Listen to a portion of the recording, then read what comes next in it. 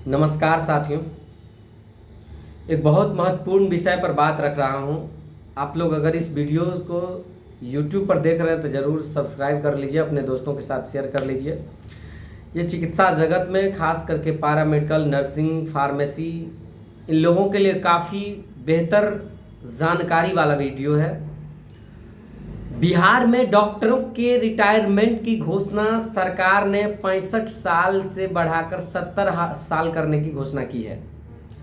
वैसे बिहार में 65 साल जो है सो डॉक्टर्स का रिटायरमेंट का एज है और पूर्व से 62 साल जो है सो सरकारी सेवाओं में रिटायरमेंट की एज रखी गई है।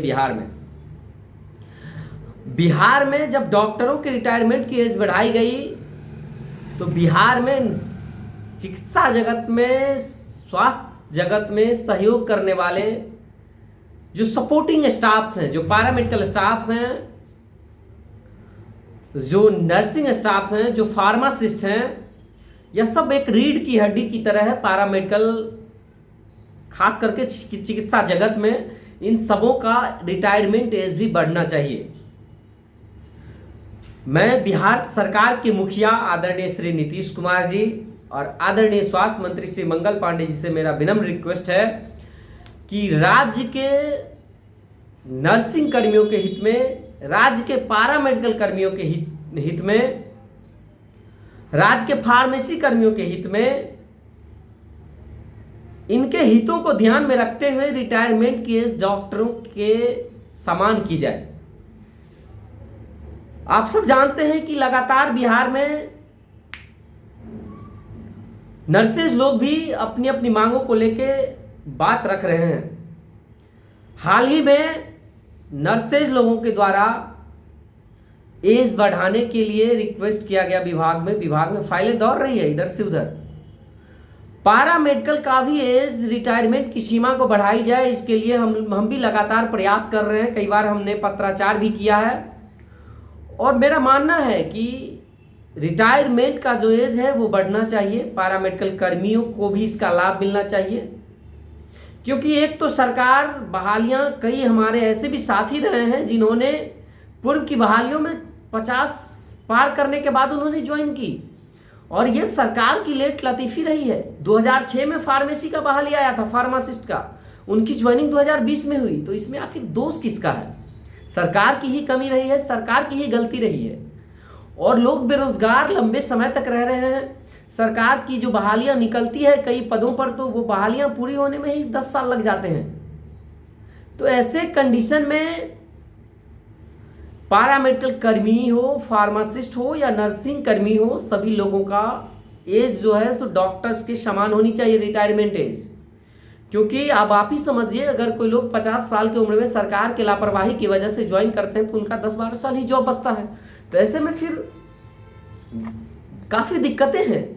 लोगों को रिटायरमेंट की एज जो है सो सरकार को बढ़ानी चाहिए, 62 से 65 होनी चाहिए। और अगर डॉक्टरों की 70 की जा रही है तो अन्य स्टाफ जो स्वास्थ्य विभाग में अन्य पैरामेडिकल कर्मी हैं, नर्सिंग कर्मी हैं, फार्मासिस्ट हैं, उन लोगों के भी रिटायरमेंट एज को 70 किया जाए।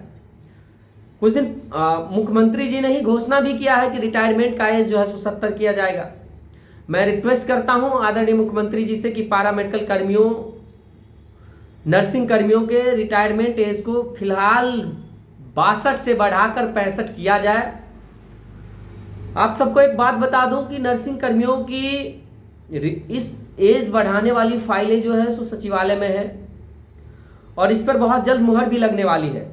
हम लोग भी प्रयास कर रहे हैं कि पैरामेडिकल कर्मियों का भी जो रिटायरमेंट का एज है वो बढ़े और 62 से 65 हो।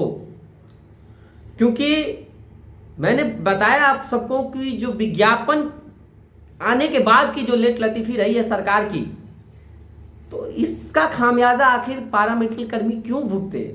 अब किन्हीं का शादी नहीं हुआ था, 2006 में उन्होंने फॉर्म भरा और 2020 में ज्वाइनिंग हुआ, 2022 में ज्वाइनिंग हुआ। आखिर इसमें तो सरकार की लापरवाही है ना। जिन्होंने कुंवारे में फॉर्म भरे थे उनका 20 साल का बच्चा हो गया तब उनका जॉब हुआ। तो ये सब चीज़ें सरकार की लापरवाही की वजह से हो रही है। तो मेरा रिक्वेस्ट है कि फार्मासिस्ट हो, पैरामेडिकल कर्मी हो, चाहे ओटी असिस्टेंट हो, एक्सरे टेक्नीशियन हो, ईसीजी टेक्नीशियन हो, या फिर लैब टेक्नीशियन हो, जो लोग भी हैं उनके रिटायरमेंट की एज को बढ़ाई जाए। मेरा रिक्वेस्ट है सरकार से, जिस तरह से डॉक्टरों की रिटायरमेंट की एज को बढ़ाया गया है।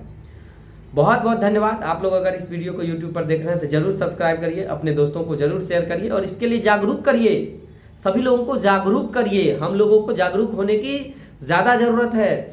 सभी साथियों को जागरूक करिए कि रिटायरमेंट का एज जो जितनी है उससे बढ़नी चाहिए, जिससे कि आम आवाम की भी आप सेवा करते रहें, स्वास्थ्य सुविधा देते रहें और आपको भी उस सुविधा के बदले, उस सेवा के बदले आपको भी जो मंथली इनकम है जो सरकारें देती है आपको, वो भी मिलता रहे और परिवार का जो है सो भरण पोषण चलता रहे। आप अपने साथियों को जरूर जागरूक करिए। बहुत बहुत धन्यवाद।